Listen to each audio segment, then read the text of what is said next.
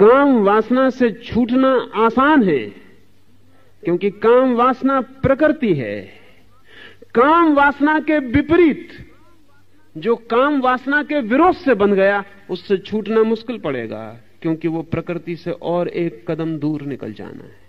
इसे हम 3 शब्दों में समझ लें। एक को मैं कहता हूं प्रकृति, जिसे हमने कुछ नहीं किया, जो हमें मिली है, द गिवन, जो हमें मिली है वो प्रकृति। अगर हम कुछ गलत करें तो जो हम कर लेंगे उसका नाम है विकृति, और अगर हम कुछ करें और ठीक करें तो जो होगा उसका नाम है संस्कृति। प्रकृति पर हम खड़े होते हैं, जरा सी भूल हो विकृति में चले जाते हैं। संस्कृति में जाना बड़ा कठिन है, क्योंकि संस्कृति में जाने के लिए विकृति से बचना पड़ेगा और प्रकृति के ऊपर उठना पड़ेगा। 2 बातें हैं, विकृति से बचना पड़ेगा और प्रकृति के ऊपर उठना पड़ेगा। अगर किसी ने सिर्फ प्रकृति से लड़ने की कोशिश की तो विकृति में गिर जाएगा, और विकृति संस्कृति से और एक कदम दूर है। प्रकृति उतनी दूर नहीं, प्रकृति मध्य में खड़ी है। विकृति और आप हट गए, प्रकृति से भी दूर हट गए। इसलिए तो पशुओं में ऐसी विकृतियां नहीं दिखाई पड़ती जैसी मनुष्यों में दिखाई पड़ती हैं, क्योंकि पशु प्रकृति से नहीं लड़ते, इसलिए विकृति नहीं दिखाई पड़ती। अब हम कल्पना भी नहीं कर सकते, अभी न्यूयॉर्क के एक चौराहे पर और वाशिंगटन में और जगहों पर होमोसेक्सुअल्स ने जुलूस निकाले, और उन्होंने कहा है कि यह हमारा जन्म सिद्ध अधिकार है। और इस वर्ष, पिछले वर्ष कम से कम 100 होमोसेक्सुअल्स ने विवाह किए, जो कि कल्पना के बाहर मालूम पड़ता है। एक पुरुष के साथ विवाह कर रहा है, या एक स्त्री के साथ विवाह कर रही है। समलिंगी विवाह, 100 विवाह की घटनाएं दर्ज हुई हैं अमेरिका में इस वर्ष। और इन लोगों ने कहा है कि हम घोषणा करते हैं कि हमारा जन्म सिद्ध अधिकार है कि हम जिसको प्रेम करना चाहते हैं करें, कोई सरकार हमें रोके क्यों। एक पुरुष को प्रेम करना चाहता है, उससे विवाह करना चाहता है, उनके काम संबंध का अधिकार मांगता है। कम से कम 150 क्लब पूरे अमेरिका में और यूरोप में, स्वीडन में और स्विट्जरलैंड में, सब जगह वो क्लब फैलते चले गए। कम से कम 200 पत्रिकाएं आज जमीन पे निकलती हैं, होमोसेक्सुअल्स की पत्रिकाएं, जिनमें वो खबरें देते हैं और घोषणाएं देते हैं। और आप हैरान होंगे कि अभी उन्होंने एक प्रदर्शन किया कैलिफोर्निया में, जैसा कि ब्यूटी कंपटीशन का होता है, महिलाओं को, सुंदर महिलाओं को हम नग्न खड़ा करते हैं। होमोसेक्सुअल्स ने 50 नग्न युवकों को खड़ा करके प्रदर्शन किया कि हम इनमें ही सौंदर्य देखते हैं, स्त्रियों में नहीं। कोई पशुओं की हम कभी सोच सकते हैं कि पशु और होमोसेक्सुअल? नहीं। हां, कभी कभी ऐसा होता, सर्कस के पशु होमोसेक्सुअल हो जाते, या कभी कभी अजायब घर के पशु होमोसेक्सुअल हो जाते।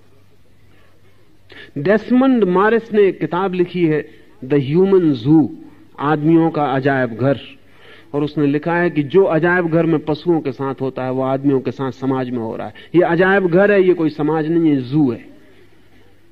क्योंकि कोई पशु पागल नहीं होता जंगल में,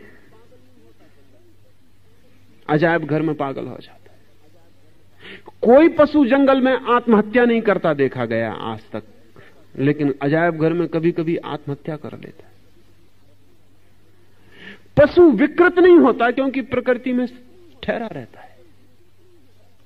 आदमी कोशिश करता है, आदमी 2 कोशिश कर सकता है, या तो प्रकृति से लड़ने की कोशिश करे तो आज नहीं कल विकृति में उतर जाएगा, और या फिर प्रकृति का अतिक्रमण करने की कोशिश करे तो संस्कृति में प्रवेश करेगा। अतिक्रमण तप है, विरोध नहीं, निरोध नहीं, संघर्ष नहीं, अतिक्रमण, ट्रांसेंडेंस। बुद्ध ने एक बहुत अच्छा शब्द प्रयोग किया है, वो शब्द है पारमिता। वो कहते हैं लड़ो मत इस किनारे से उस किनारे चले जाओ, पार चले जाओ, पारमिता। लड़ो मत इस किनारे से, जहां तुम खड़े हो लड़ो मत, क्योंकि लड़ोगे तो भी इसी किनारे पर खड़े रहोगे। जिससे लड़ना हो उसके पास रहना पड़ेगा। जिससे लड़ना हो उससे दूर जाना खतरनाक है। दुश्मन आमने सामने संगीने लेके खड़े रहते हैं। हिंदुस्तान पाकिस्तान की बाउंड्री पर देखें उनको, वो खड़े। हिंदुस्तान चीन की बाउंड्री पर देखें, वो संगीने लिए खड़े। दुश्मन से दूर जाना खतरनाक है, दुश्मन के सामने ही संगीन लेके खड़े रहना पड़ता है। अगर इस तट से लड़ोगे, बुद्ध ने कहा है, अगर भोग के तट से लड़ोगे तो उस तट पर पहुंचोगे कैसे? लड़ो मत, उस तट पे पहुंच जाओ, ये तट छूट जाएगा, भूल जाएगा, विलीन हो जाएगा।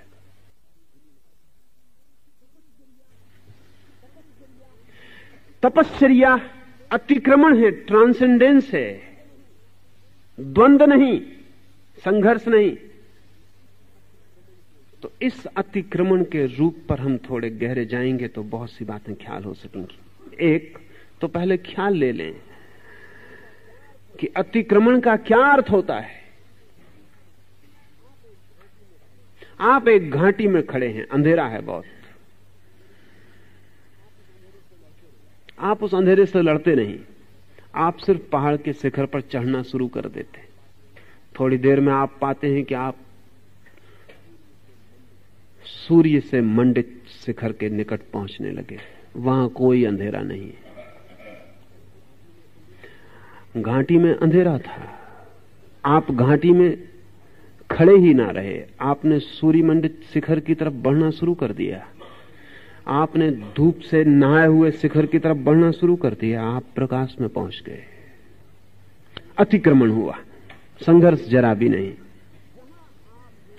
जहां आप हैं वहां दो चीजें हैं, आप भी हैं और आपके आसपास घिरा हुआ घाटी का अंधेरा भी है। दो हैं वहां, आप भी हैं, घाटी का अंधेरा भी है। अगर घाटी के अंधेरे से आप लड़ते हैं तो आपको घाटी में ही रहना पड़ेगा। अगर आप घाटी के अंधेरे से लड़ते नहीं, अपने भीतर जो आप हैं उसे ऊपर उठाते हैं, ऊर्ध्वगमन पर चलते हैं, तो घाटी के अंधेरे पर ध्यान देने की ही जरूरत नहीं है। दोस्तों, इस चैनल को आगे बढ़ाने में आपका सहयोग जरूरी है। कृपया इस क्यूआर से डोनेट करें। भगवान जी आपको खूब आगे बढ़ाए।